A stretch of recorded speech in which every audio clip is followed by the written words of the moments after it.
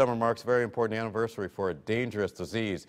It has been 40 years since we began hearing about what is now called Lyme disease. The problem is, all these many years later, there is a lot we still do not know about it.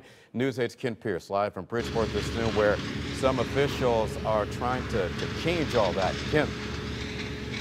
And Keith, they were talking about the summer of 1975. That's when some children in the town of Lyme, Connecticut started getting sick. Their symptoms were kind of like arthritis, but they were too young for that. We now know what we call Lyme disease is a tick-borne illness, but there's still a lot we have to learn.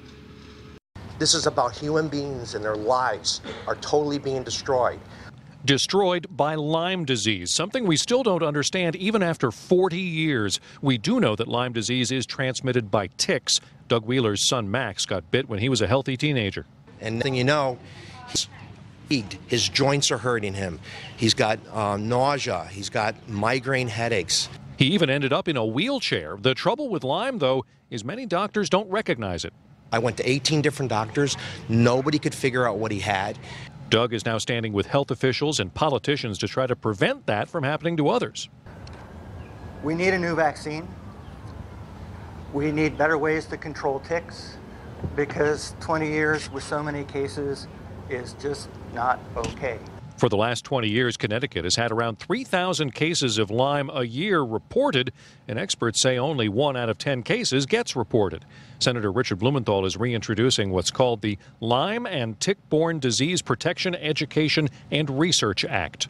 To provide increased research funding, better advice to the government about how to use its money to fight Lyme, and increased education and awareness. Doug's son Max got out of the wheelchair, but Lyme has taken a huge toll on his life. If we had been diagnosed properly years ago, he wouldn't be going through this.